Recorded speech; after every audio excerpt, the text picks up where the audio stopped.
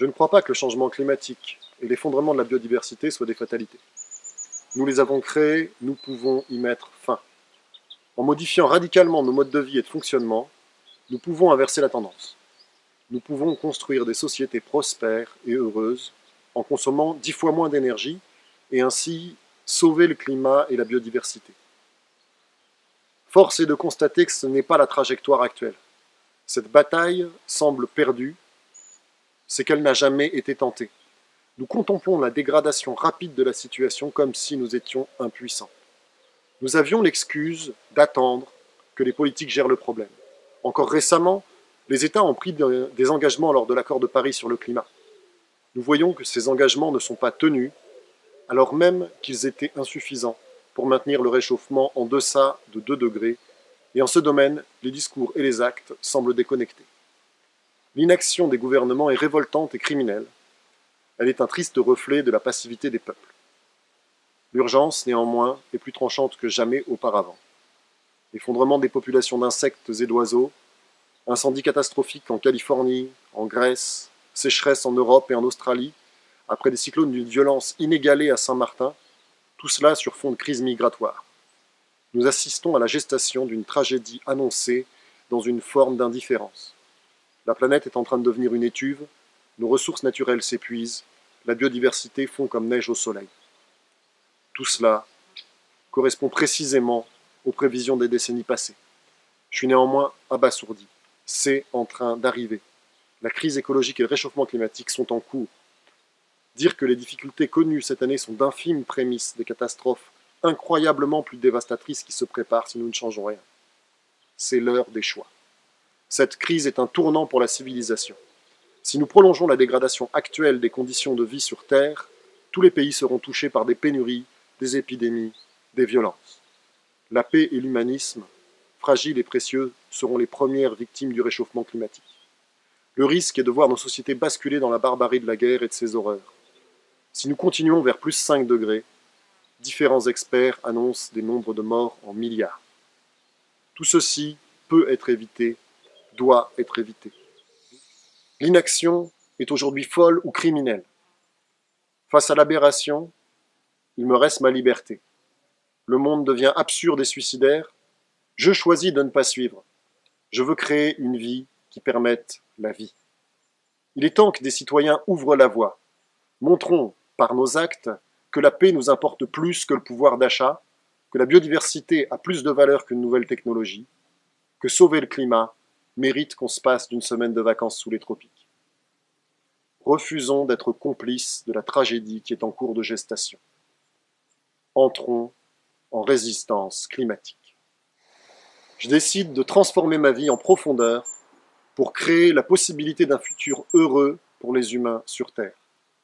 Dans les 2 à 5 ans qui viennent, je m'engage à ne plus prendre l'avion et rouler moins de 2000 km par an en voiture, me nourrir d'aliments 100% bio, locaux, de saison, en mangeant de la viande 1 à 2 fois par mois au plus, ne plus acheter d'appareils électroniques neufs, les ordinateurs, écrans, smartphones, et demander à l'État et aux entreprises de tenir l'engagement de la France en divisant par 4 nos émissions de gaz à effet de serre.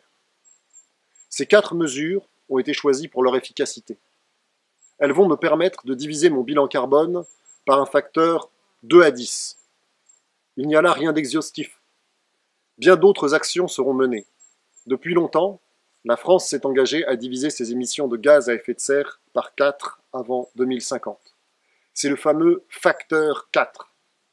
Est-ce extrémiste de proposer de tenir nos promesses? Pour y arriver, il faut que chaque citoyen, chaque service de l'État, chaque entreprise divise ses émissions de gaz à effet de serre par 4. C'est un minimum pour sauver ce qui peut l'être et construire un futur viable. Il y a les éléments chiffrés dans le lien ci-dessous avec les éléments de M. Jancovici. Ne pas tenir cet engagement mène au désastre. Néanmoins, bien peu sont prêts à se lancer. Nombreux sont celles et ceux qui justifient leurs vieilles habitudes par l'inaction des autres. Nous pouvons briser ce cercle vicieux de l'apathie. Changeons nos vies. Divisons par 4 nos émissions personnelles. Nous sommes ceux qui commencent. Aujourd'hui, j'entre en résistance climatique pour la vie et pour la paix. Je m'y engage solennellement et devant témoins. Ce choix est dicté par la morale, l'honneur et l'espoir en l'humanité et la vie. C'est une décision d'honnêteté et de responsabilité. Aucun mouvement de résistance ne s'est lancé en étant certain de vaincre. Entrer en résistance, c'est se mettre en danger, c'est dédier sa vie à une cause qui paraissait perdue d'avance. On ne s'engage pas parce qu'on est sûr de gagner. On s'engage parce que c'est la seule option moralement acceptable. Entrer en résistance climatique, c'est s'engager dans un combat à l'intérieur de soi. C'est un nouveau type de résistance sans violence. C'est une transformation personnelle pour vaincre nos habitudes, notre besoin irrépressible de la voiture, de consommer plus, de voyager vite, d'acheter pas cher. C'est plus difficile et plus important que de prendre les armes. Soyons le changement que nous voulons voir dans le monde. Conjuguons action individuelle et action collective sans les opposer. Nous connaissons le caractère destructeur de l'économie productiviste. Nous pouvons lui ôter son carburant, notre consommation. Cette stratégie de la cohérence individuelle a une puissance immense et mérite d'être tentée. Elle est complémentaire de bien d'autres mouvements citoyens. Entrer en résistance climatique, c'est l'occasion de vivre mieux, dépenser moins, être plus libre, acteur plutôt que consommateur, enthousiaste plutôt que vaguement coupable. C'est bâtir un monde qui s'accorde à nos valeurs et à nos aspirations. Cela nous permettra plusieurs choses. D'abord, limiter la gravité des catastrophes climatiques à venir. Transformer le débat. Améliorer nos vies. Créer un réseau de résilience des territoires et renforcer les actions collectives. L'ayant fait, nous aurons une légitimité renforcée pour réclamer aux États et aux entreprises de faire de même. Actuellement, notre situation est proche de « faites ce que je dis, pas ce que je fais ». Il est temps de passer à « vous voyez que c'est possible ». Nous sommes ceux qui commencent. À compter de ce jour, je suis résistant climatique pour la vie et pour la paix.